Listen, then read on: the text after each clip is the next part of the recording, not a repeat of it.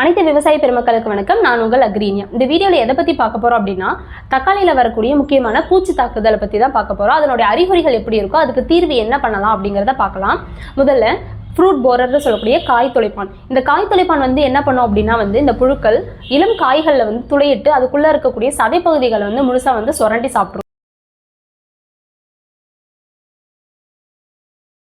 இதனால பழங்கள் எப்படி இருக்கும் அப்படின்னா, காய்கள் அழுகி போன மாதிரி இருக்கும். இதனால என்ன ஆகும் அப்படின்னா, பழங்கள் பழுக்கிறதுக்கு முன்னாடியே ஃபுல்லா கொட்டி போயிடும். நம்மளுக்கு விளைச்சலே இருக்காது. ரெண்டாவது செர்பன்டைன் லீஃப் மைனர்னு சொல்லக்கூடியது, அதாவது ரயில் பூச்சி அல்லது சுரங்க பூச்சின்னு சொல்லுவோம். இந்த பூச்சிகள் என்ன பண்ணும் அப்படின்னா இலைகளுடைய மேற்பரப்புல சுரங்கப்பாதை போல என்ன அப்படின்னா வெள்ளை கோடுகளை இட்டு அதுல இருக்கக்கூடிய பச்சையத்தை சுரண்டி சாப்பிட்ரும். இதனால இலைகள் எப்படி இருக்கும் அப்படின்னா வாடி வதங்கி போன மாதிரி காணப்படும். அடுத்தது சாருறிஞ்சு பூச்சிகளான வெள்ளை ஈக்கள். இந்த வெள்ளை ஈக்கள் என்ன பண்ணும் அப்படின்னா இலைகளுடைய அடிப்பகுதிகளில் இருந்து சாரை உறிஞ்சு சாப்பிட்றதுனால மேல் பகுதிகளில் மஞ்சள் நிறத்துல புள்ளிகள் மாதிரி ஏற்படும்.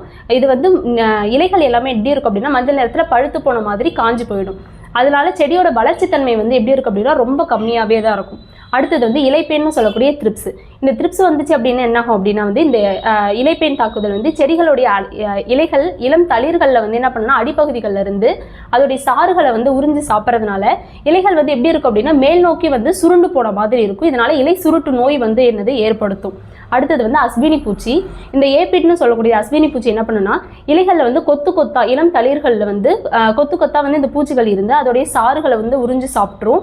அதனால என்ன ஆகும் அப்படின்னா வளர்ச்சி முற்றிலும் கம்மியாக தான் இருக்கும். செடிகளில் எப்படி இருக்குன்னா ஒரு பிசுபிசுப்பு தன்மையை ஏற்படுத்தி கொடுக்கும்.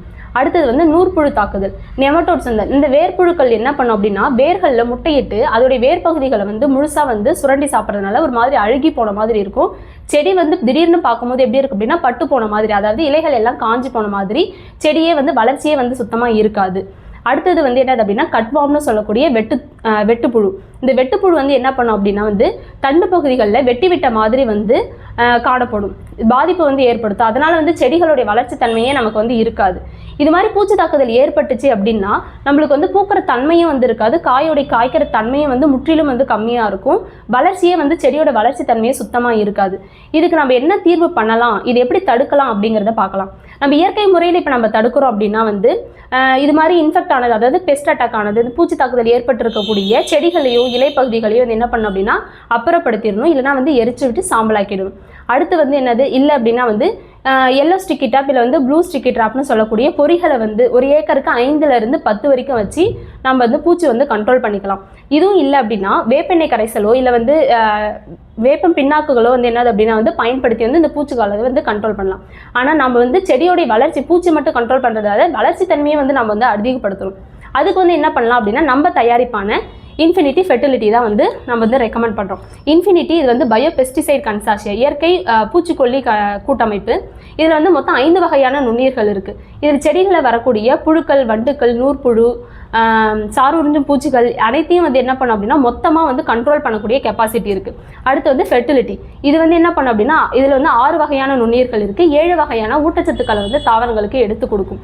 அதனால என்ன அப்படின்னா பூக்கிற தன்மை அதிகமாகும், காய் நம்மளுக்கு அதிக விளைச்சலை ஏற்படுத்தி கொடுக்கும். இது எப்படி நம்ம பயன்படுத்தலாம் அப்படின்னா தக்காளி அப்படிங்கும் போது என்ன பண்ணலாம்னா ஒரு ஏக்கருக்கு 250 கிராம் பேக்கெட் நம்ம பயன்படுத்தினாவே போதுமானது. 2லேருந்து 4 நாளைக்கு தண்ணியில் நல்லா ஊற வச்சு 2 பவுடரையும் ஒன்றாவே கலந்து ஊற வச்சுக்கலாம். ஊற வச்சுட்டு ஃபஸ்ட்டு டோஸ் மொத்தம் 3 டோஸ் பயன்படுத்தணும். ஃபஸ்ட்டு டோஸ் நம்ம ஸ்ப்ரே மூலயமா கொடுக்கணும். 2வது மற்றும் 3வது டோஸ் வேர் சிகிச்சை மூலயமா கொடுக்கணும். இந்த வேர் சிகிச்சை அப்படிங்கும் போது நம்ம ட்ரிப்பு போட்டிருந்தீங்க அப்படின்னா, அதாவது சொட்டு நீர் போட்டிருந்தீங்க அப்படின்னா அந்த பாசனத்திலே நம்ம கொடுத்துக்கலாம். இது தண்ணியில் ஈஸியாக கரையக்கூடிய தன்மை கொண்டு இருக்கும். இந்த டெஸ்ட்ரோஸ் ஃபார்மில் தான் இருக்குது. அதனால தனியாக நம்ம கட்டாயமாக நாட்டு சக்கரை கலக்கணுங்கிற அவசியமே இருக்காது. நம்ம ஈஸியாகவே தண்ணியில் கரைச்சி நம்ம கொடுத்துக்கலாம். அதனால் ட்ரிப்புலேயும் எங்கேயும் எந்த ஒரு இடத்துலையும் அடைச்சிக்கிட்டு நிற்காது. இது உங்களுக்கு பயன்படுத்துறது முறையும் உங்களுக்கு ஈஸியாகவே இருக்கும். எனவே தக்காளி சாகுபடி செய்யக்கூடிய அனைத்து விவசாய பெருமக்களும் இந்த இன்ஃபினிட்டி ஃபெர்டிலிட்டி வாங்கி பயன்படுத்துமாறு அன்புடன் கேட்டுக்கொள்கிறேன். நன்றி, வணக்கம். மேலும் விவரங்களுக்கு 6383417036